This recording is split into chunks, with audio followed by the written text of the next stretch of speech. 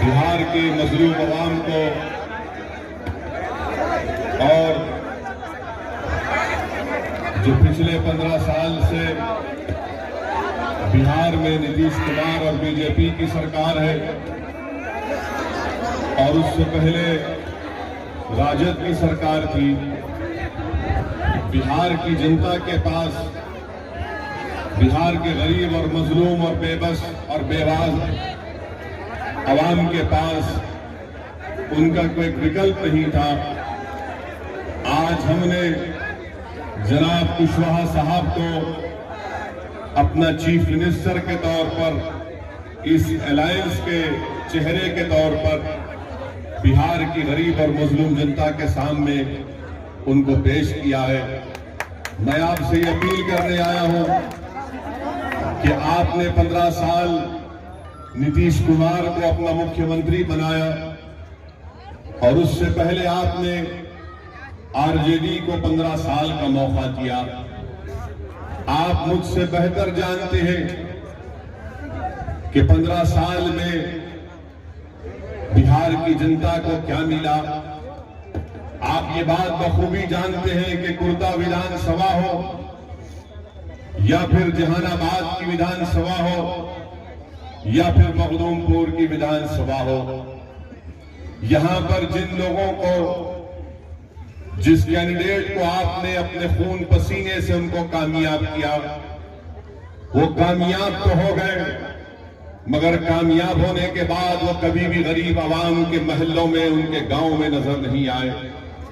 आज हम आपसे वादा करने आए हैं कि अगर आज आप कुर्ता से पप्पू वर्मा को और जहानाबाद से मनोज कुमार को और मखदूमपुर से व्यास मुनि को कामयाब करते हैं, तो जो एक 15 साल का एक लंबा अरसा गुजरा है जहां पर आपको इंसाफ नहीं मिला, हम आपसे वादा करते हैं कि आपसे इंसाफ होगा।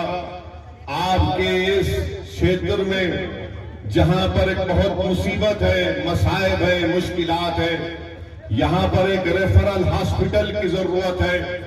मैं आपसे वादा कर रहा हूं कि आप पप्पू वर्मा को कामयाब करिए। हम पूरी जिदोजहद और मेहनत करके यहां पर एक रेफरल हॉस्पिटल को कायम करेंगे। और आप जानते हैं कि लोग बड़ी बड़ी बातें करते हैं, चाहे बीजेपी के मोदी हो या फिर आरजेडी के बड़े बड़े लीडर हो, वो बहुत सी बातें करते हैं कि सब पिछड़े समाज को जोड़ना है, हिंदू और मुसलमानों में इत्तेहाद पैदा करना है। मगर मेरे अजीज दोस्तों और बुजुर्गों, माई कॉम्बिनेशन के नाम पर तो सबका वोट लिया, मगर राज किसी का चलता रहा।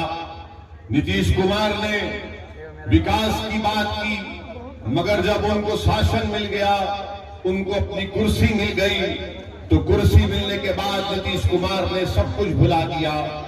आज जो कुशवाहा साहब के साथ MIM है, BSP है और राजभर साहब की पार्टी है, ये सही मानों में गरीब पिछड़े आवाम के दिलों को जोड़ने का काम कर सकती है। ये आपके दिलों में जो छुपा हुआ गम है, जो आपके आंखों से जो आंसू बह रहा है, उस आंसू को पोंछने का भी काम करेगी। आपके दिलो दिमाग में जो आपके ख्वाब हैं, उसको पूरा करने का काम करने की सलाहियत और ताकत हमारे पास है। मैं आपसे गुजारिश करने आया हूं, मैं आपसे रिक्वेस्ट करने आया हूं कि 28 तारीख को निकलकर आप अपना एक वोट का इस्तेमाल करें। कुर्ता विधानसभा से यहां पर सीलिंग फैन का निशान है और जहानाबाद और मखदूमपुर से BSP के हाथी का निशान है।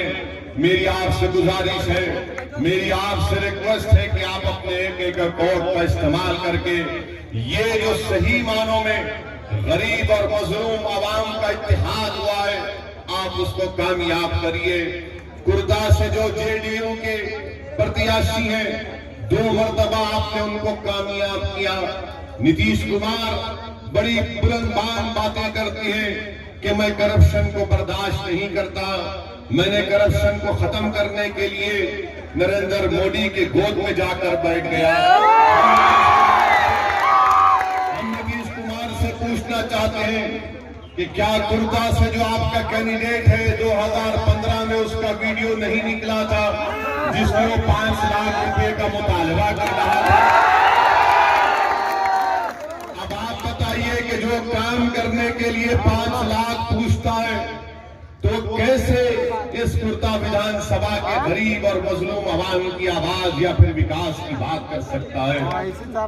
एक और वीडियो निकला जिसमें यहाँ की गरीब जनता ने उनसे कहा कि हमारा काम करवा दीजिए, तो उसने कहा कि काम होगा जब तुम मुझसे आकर मुलाकात करोगे। मैं आपसे वादा कर रहा हूं कि पप्पू वर्मा को आप कामयाब करिए। आप इस कुर्ता विधानसभा के किसी रोड पर, किसी गांव में आप इनको रोककर, इनको बुलाकर, इनका कान पकड़कर पूछ सकते हैं कि बताओ मेरा काम कब होगा और कैसे होगा। मेरे भाइयों और बहनों, आप 15 साल नीतीश कुमार के दौर को देख चुके हैं। आज बिहार बहुत पिछड़ा हो चुका है। आज बड़ी बड़ी बातें नरेंद्र मोदी और नीतीश कुमार करते हैं बिहार के ताल्लुक से। एक तरफ आरजेडी कहती है कि हम 10 लाख नौकरियां दे देंगे, तो नरेंद्र मोदी ने कहा तुमने 10 लाख कहा तो हम 19 लाख कहेंगे। ये कोई मजाक हो रहा है बिहार की गरीब जनता के साथ कि कोई 10 लाख तो कोई 19 लाख। हम नरेंद्र मोदी से इतना कहेंगे कि 19 लाख नौकरियां तो छोड़ दो, पहले जो 15 लाख का वादा हुआ वो 15 लाख कहां गए नरेंद्र मोदी? वो 15 लाख आज तक नहीं आए। 2014 में नरेंद्र मोदी ने कहा था कि मैं हर साल पूरे देश में 1.5 करोड़ नौकरियां दूंगा, मगर मोदी प्रधानमंत्री बन गए और उसके बाद ना 15 लाख आए, ना 1.5 करोड़ नौकरी आई, बल्कि नोटबंदी के नाम पर गरीबों को खत्म करने की कोशिश की गई। नीतीश कुमार नरेंद्र मोदी के गोद में जाकर बैठ गए। नरेंद्र मोदी ने कहा था कि मैं बिहार को 1 लाख करोड़ का पैकेज दूंगा। बीजेपी वालों ये बता दो, वो 1 लाख करोड़ के पैकेज में कितने पैसे आपने बिहार की जनता के हवाले किए? कुछ नहीं किया। आपको जानकर बेहद अफसोस होगा कि हमारे नौजवान एक बड़ी तादाद में वो मेरी बात से मुत्तफिक होंगे, वो मेरी बात से एग्री करेंगे कि बिहार में डिग्री का कोर्स पूरे देश में 3 साल का होता है, तो नीतीश कुमार मुख्यमंत्री हैं तो यहां पर 5 साल में डिग्री का कोर्स होता है। बीजेपी कहती है कि कोरोना का वैक्सीन हम बिहार की जनता को फ्री में दे देंगे।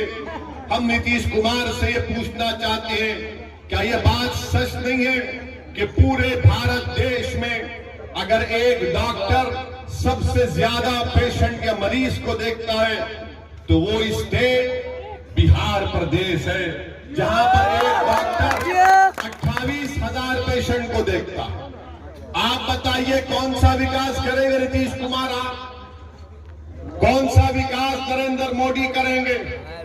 उत्तर प्रदेश के चीफ मिनिस्टर बिहार को आके बजाय इन बातों के ऊपर बात करते, ये बताते कि बिहार में खुद नरेंद्र मोदी की सरकार दिल्ली की कहती है कि पूरे देश में अगर 15 ऐसे डिस्ट्रिक्ट हैं जहां पर कारखाने नहीं बने, 25 में से 15 डिस्ट्रिक्ट बिहार के। बताइए आप यहां पर कौन सा विकास किए? आपने इनको वोट दिया, बड़ी उम्मीदों के साथ आपने वोट दिया।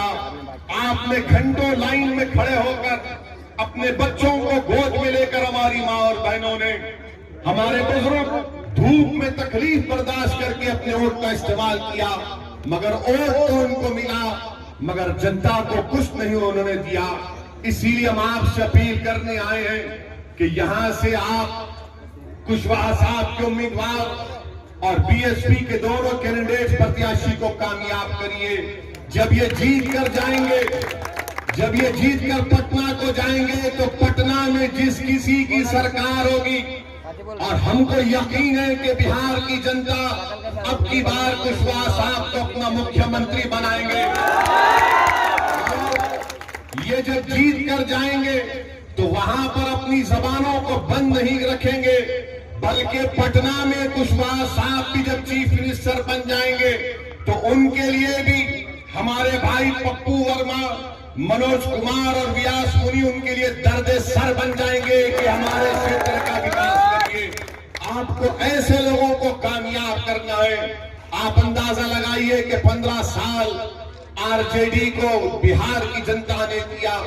अगर आज बिहार इतना पिछड़ा है, अगर आज बिहार इतना कमजोर है, अगर आज बिहार को जब कोरोना हुआ तो पूरे देश से अगर सबसे ज्यादा पलायन कहीं पर किसी स्टेट में हुआ तो वो बिहार में हुआ।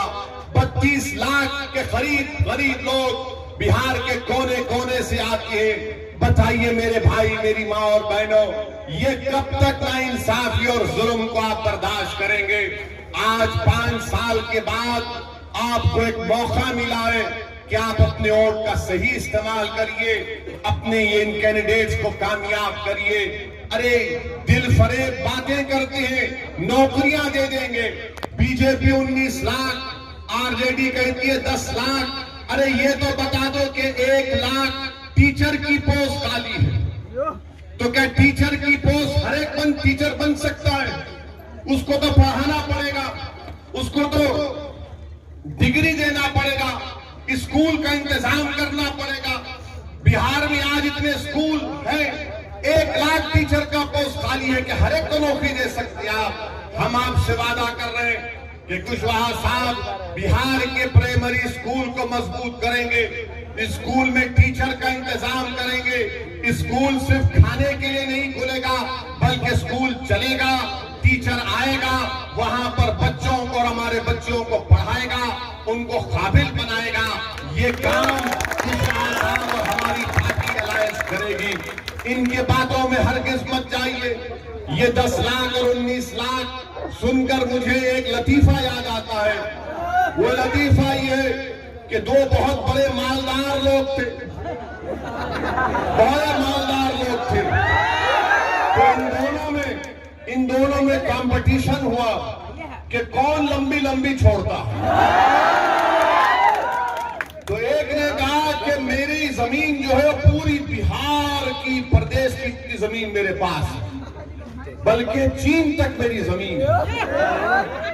उसने कहा इतनी जमीन तुम्हारे पास? हाँ मेरी इतनी जमीन है। और उसने कहा कि मेरे दादा के पास इतनी बड़ी गली है कि अगर कोई उस गली में चला गया तो वापस आने तक वो बूढ़ा हो जाए। तो दूसरे को बहुत गुस्सा आया कि इसने इतना लंबा छोड़ दिया। तो दूसरे ने कहा कि मेरे दादा के पास इतना बड़ा बंबू है कि जब मेरी दादी का दिल नहीं लगता तो वो चांद को हिलाते रहती है। उसने पूछा वो क्यों?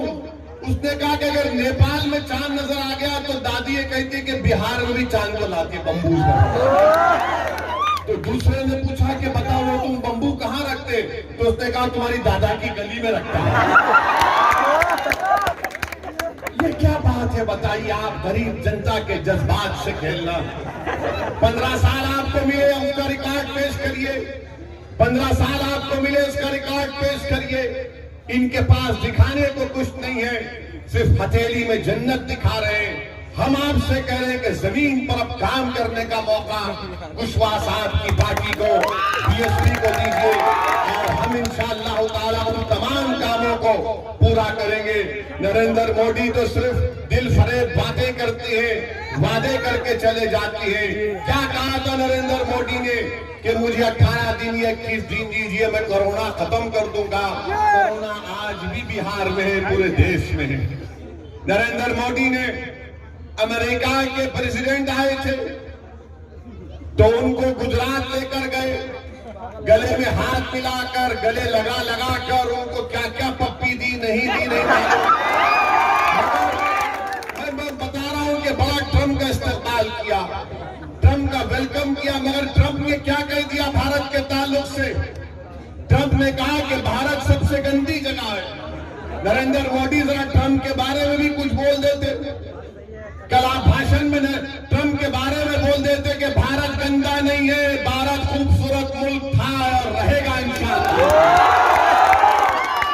मेरे अजीज दोस्तों और बुजुर्गों, मेरी माँ और बहनों, मैं आपसे फिर से अपील कर रहा हूं कि ये जनाब अब्दुल बारी साहब की सरजमीन भी है। आप खुद अंदाजा लगा सकते हैं कि यहां पर आपको किस तरीके से कैसे आपको फैसला लेना है। 28 तारीख के दिन मैं आपसे फिर से अपील कर रहा हूं कि हमारे कुर्ता से और जहानाबाद से और मखदूमपुर से इन दोनों जगह पर बीएसपी के कैंडिडेट को और पप्पू वर्मा साहब को